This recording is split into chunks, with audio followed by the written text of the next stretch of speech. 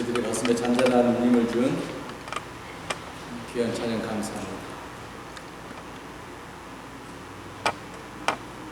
우리가 가지고 있는 가장 큰 관심 중에 하나가 바로 건강함입니다.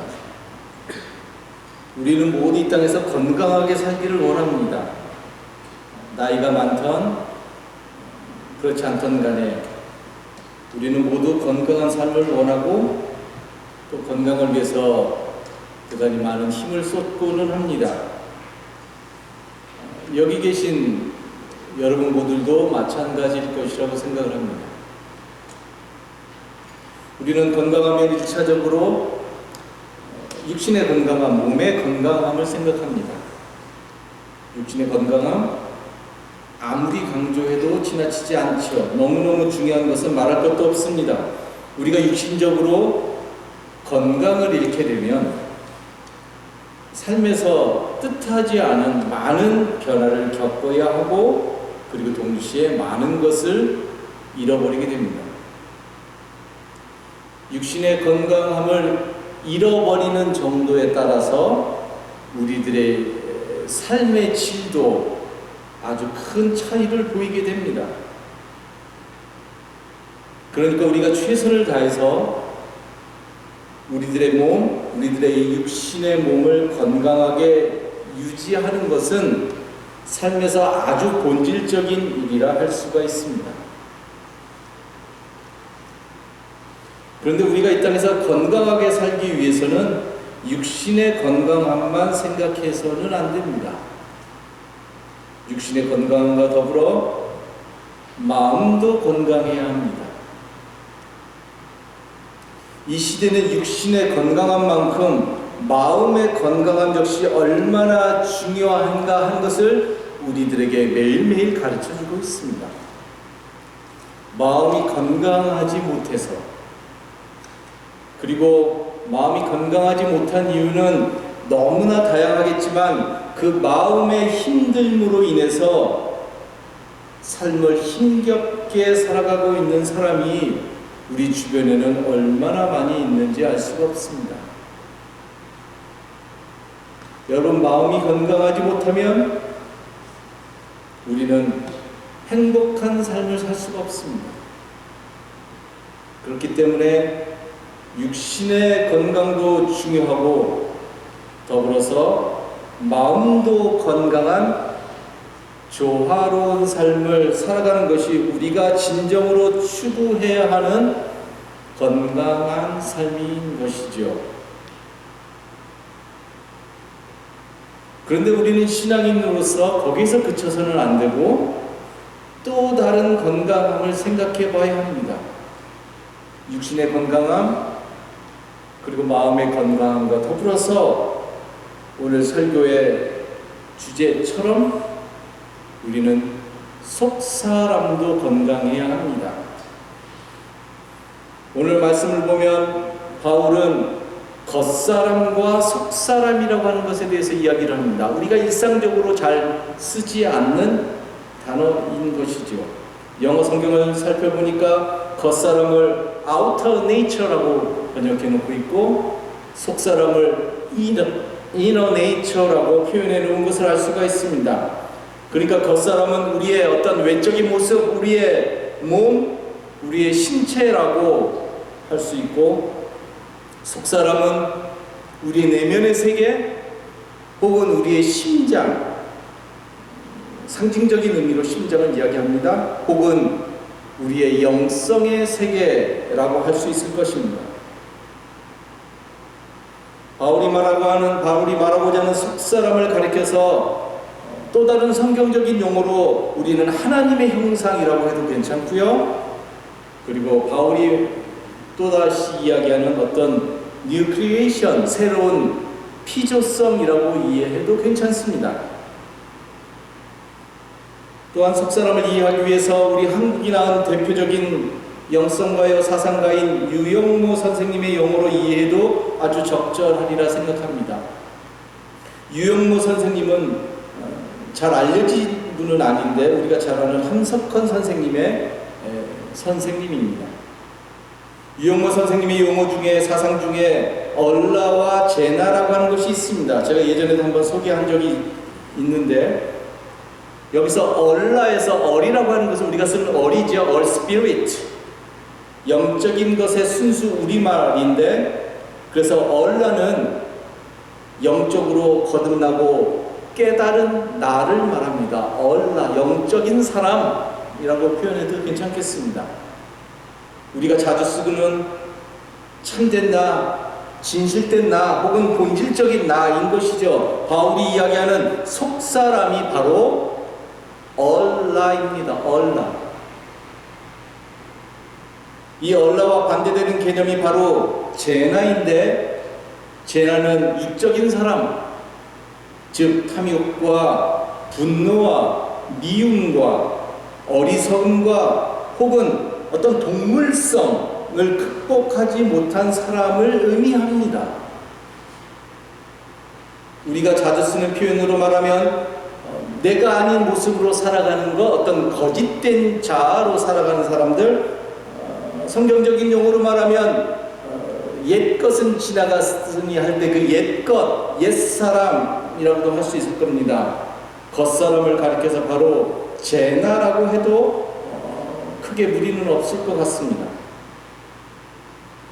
신앙인인 우리는 이 땅에서 제나에서, 그러니까 old creation인 거죠. 제나에서 얼라로, new creation으로 거듭나는 삶을 추구해야 한다는 말입니다.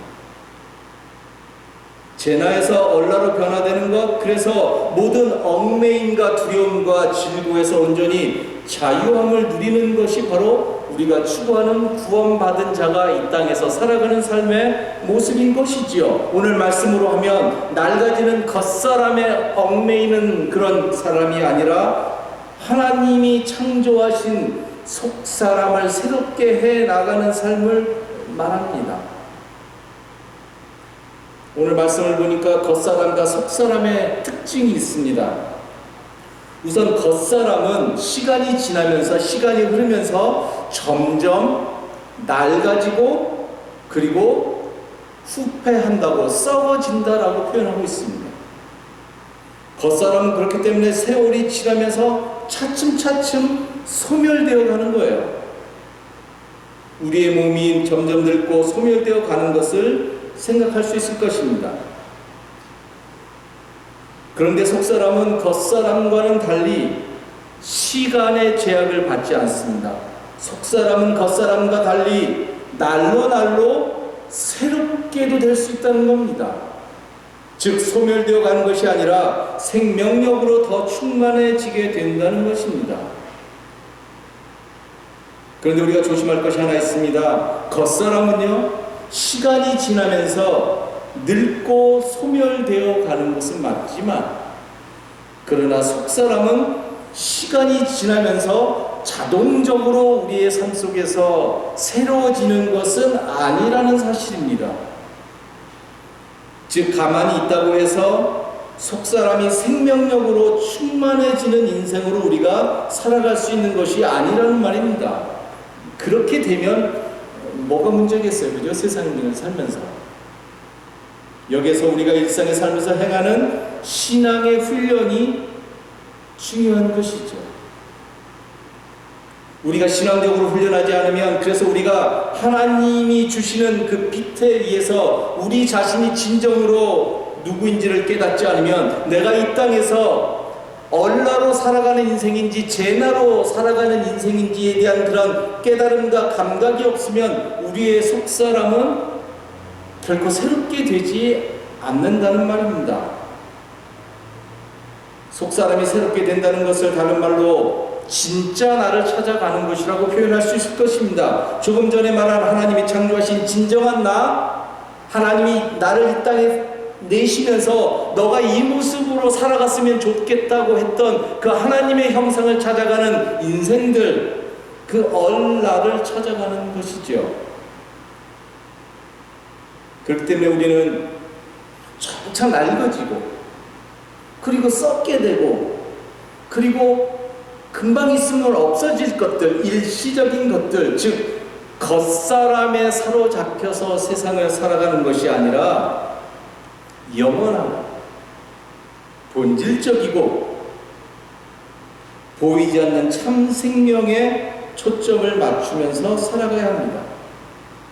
하나님께서 원래 나에게 허락하신 하나님의 형상의 모습이 있는데 그 모습을 찾아서 그러한 인생으로 살아가는 것이 바로 속사람을 새롭게 하는 삶의 모습입니다. 여러분, 속사람이 새로워지는 것은 특징이 있는데 그 사람이 생명력으로 충만한 인생이 된다는 겁니다. 생명력으로 충만한 인생. 즉 존재 자체가 충만한 인생인데 그러한 인생은 진짜 나를 찾아가는 인생이기 때문에 충만하지 않을 수가 없는 거죠. 그래서 그런 사람들은 삶이 그냥 기쁜 거예요. 왜? 나를 찾아가니까. 그리고 감사와 찬송과 그의 삶 속에 의미가 있는 것이지요. 오늘 겉사람은 낡아지지만 그러나 속사람은 계속해서 나날이 새로워지고 충만했던 어떤 한 신앙인을 여러분에게 소개하려고 합니다. 미국은 지난주 1월 9일이었네요. 1월 9일을 임시 공휴일로 지켰습니다. 이날은 지미 카터 미국 전 대통령의 장례일로 미국은 이날을 국가 애도의 날로 선포하고 공휴일로 정한 것입니다.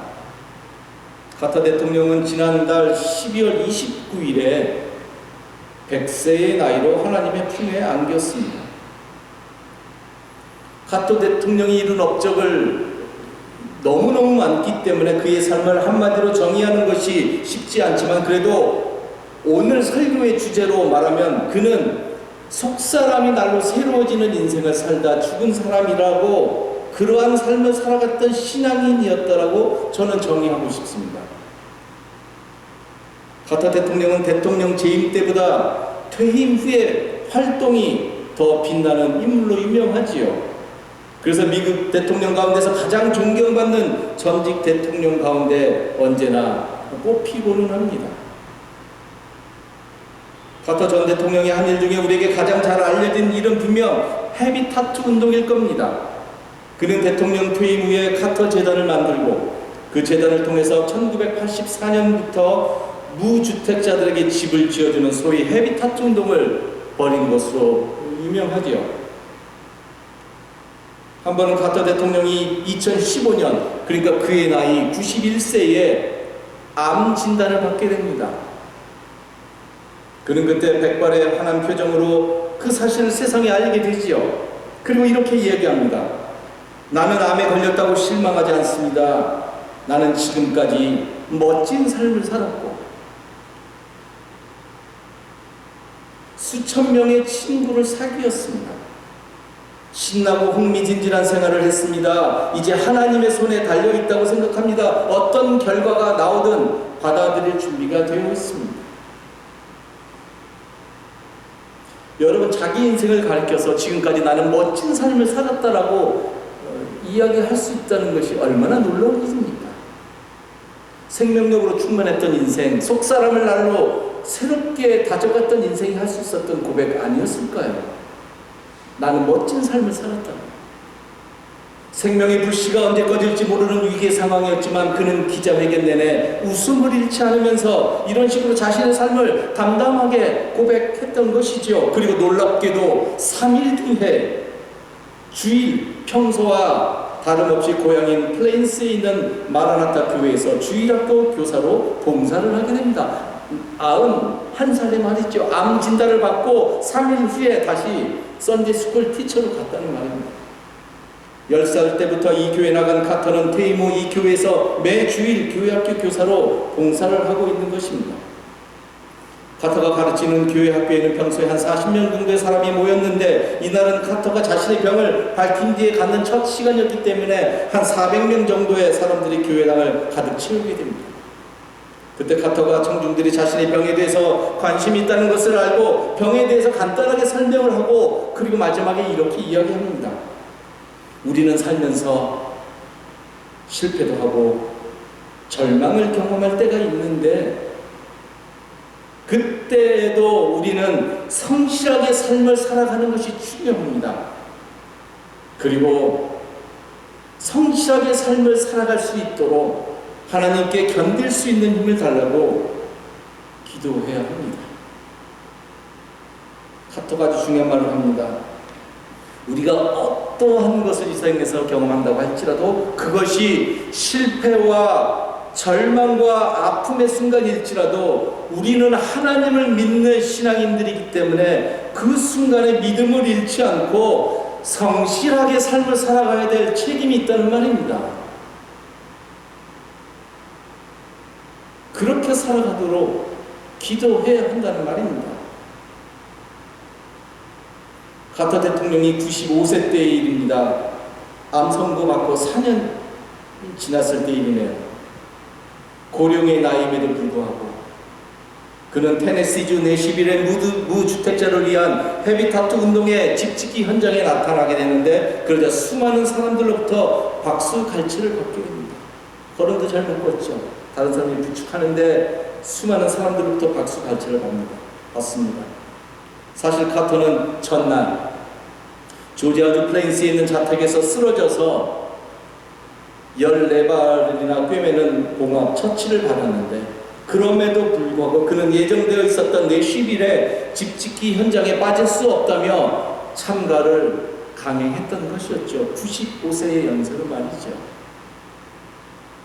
공사를 시작하기 전에 카터는 수백 명의 자원봉사자들 앞에서 아침 기도로 행사를 시작했습니다. 울퉁불퉁하고 진흙이 많은 땅 위를 지팡이를 짚고 천천히 걸어서 연단에 오른 카터 대통령은 의자에 앉은 채 밝고 힘찬 목소리로, 그리고 특유의 조크를 섞어가며 연설을 했습니다.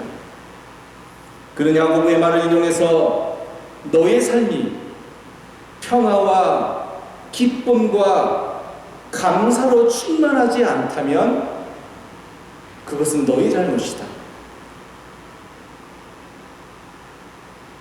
하나님은 우리에게 자유를 주었지만 기본적인 결정은 우리 각자가 하는 것이라고 강조했습니다.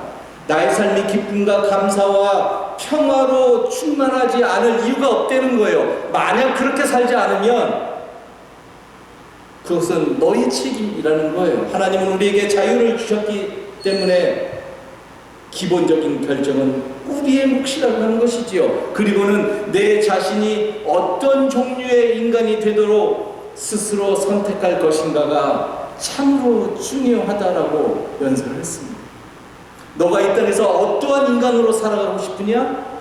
그거를 결정하라는 겁니다. 여러분, 우리들의 삶의 가치가 다름 아닌 우리가 무엇을 선택하면서 살아가느냐의 문제라는 말입니다. 내가 어떤 종류의 인간으로 살아갈 것인가가 바로 오늘 내가 선택하는 것에 달려있다는 것을 우리가 매 순간 기억하면서 세상을 살아갔으면 좋겠습니다. 이 귀한 시간을 내가 무엇을 선택할 것인가, 여기에 초점을 맞추면서 살아갔으면 좋겠습니다. 이처럼 죽음을 앞둔 그 순간까지도 하나님 앞에서 신실하게, 그리고 그의 말처럼 자신의 삶을 의미 있는 삶으로 만들기 위해서 성실하게 선택적으로 살아간 카터의 삶을 보면서 우리는 진정으로 속사람이 새로워지는 인생이 무엇인가 하는 것을 느끼게 되고 경험할 수 있게 되겠지요. 우리가 살면서 속사람을 새롭게 하면 할수록 그러면 우리는 겉사람에 덜 얽매이게 될 것이지요. 당연하죠. 왜냐하면 하나님 안에서 새로움을 경험한 이들은 그 새로움이 주는 생명력의 힘이 무엇인지를 진정으로 알기 때문에 그 길을 향해서 걸어갈 것이지요. 내가 생명력으로 충만했는데, 그런데 내가 이 땅에서는 겉사람에 얽매여서 세상을 살아간다는 일은 있을 수 없지요. 인생에서 참으로 중요한 것은 겉이 아니라 바로 속이라고 하는 것을 너무나 잘 알기에 우리는 그 일을 이루는 길로 계속해서 걸어갈 수밖에 없게 된다는 말입니다. 일본의 저명한 신학자인 우찌무라 간조, 너무너무 유명한 사람이 있죠. 유즈무라 간초는 속사람과 겉사람에 대해서 이렇게 이야기합니다. 우리의 겉사람은 평범한 사람이 되라. 그러나 우리의 속사람은 특별한 사람이 되어야 한다. 너무너무 중요한 말이죠. 이 시대를 살아가는 우리가 진정으로 귀담아 들어야 할 말이 아닌가 싶습니다.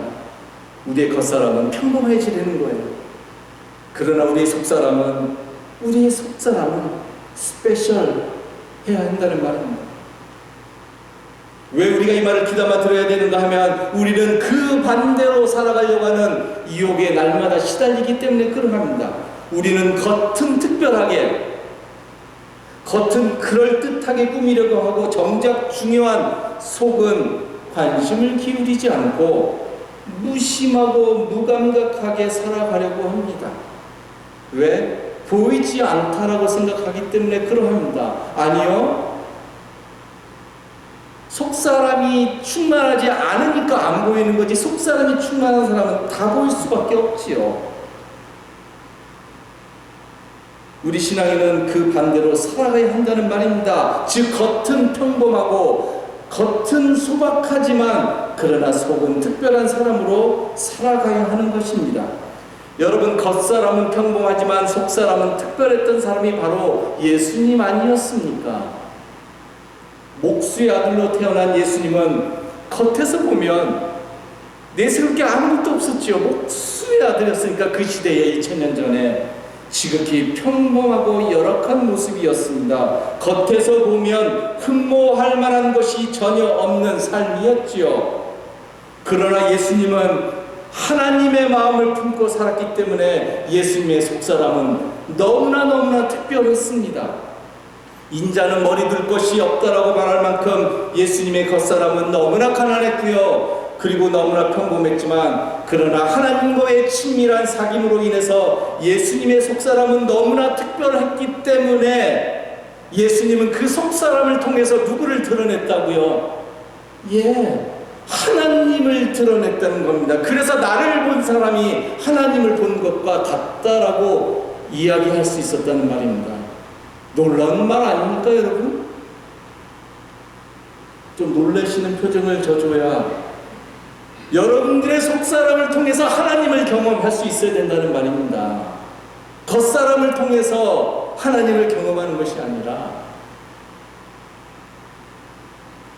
여러분, 이 시대의 정신처럼 내가 얼마만큼 가졌느냐 하는 것이 성공의 기준이라고 한다면 겉에서 본 예수님의 삶은 실패였고요.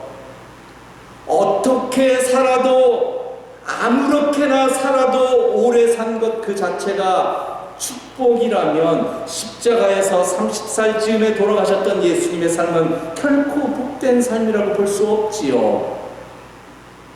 그런데 그러한 예수님을 향해서 실패자였다고, 의미 없는 삶이었다고, 아무것도 가진 것이 없는 불쌍한 삶이었다고, 가치 없는 인생이었다고 예수님을 향해서 말할 수 있는 사람은 이 땅에 아무도 없습니다.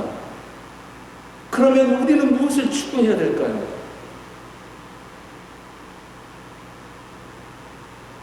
예수님은 가난했고 젊어서 죽었고 가까운 친구들로부터 버림받았지만, 그러나 무엇보다도 속사람을 새롭게 하여 하나님의 뜻을 펼치면서 산 사람이었기 때문에 예수님은 길과 진리와 생명 그 자체의 삶으로 이 땅에서 살아갈 수 있었다는 말입니다. 성경은 너희 안에 이 마음을 품으라 곧 그리스도 예수의 마음이니 라고 말합니다. 이 말씀은 우리에게 예수 그리스도의 마음이 여기 있는데 이 마음을 가져다가 억지로 나한테 품으라고 하는 그런 뜻이 아니라, 이미 여러분들 안에 예수 그리스도의 마음이 있다는 것을 말합니다.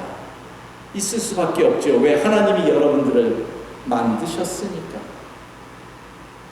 우리 안에 하나님의 뜻을 온전히 이룰 수 있는 그리스도의 마음이 있다는 것이죠. 그리스도의 마음을 드러내는 것, 그것이 바로 속사람을 새롭게 하는 삶인 것입니다. 여러분, 이제 새로운 한 해를 우리가 또다시 살아갑니다. 이 한 해 동안 예수님처럼, 그리고 예수님과 함께 하면서, 예수님과 결을 같이 하면서 매일의 삶에서 속사람을 새롭게 하는 인생으로, 하나님을 드러내는 인생으로, 그래서 겉은 지극히 평범하지만, 지극히 소박하지만, 그러나 속사람은 하나님을 품은 특별한 인생으로 올 한 해 살아가는 저와 여러분들이 되기를 다시 한번 간절히 기도하겠습니다. 기도합니다.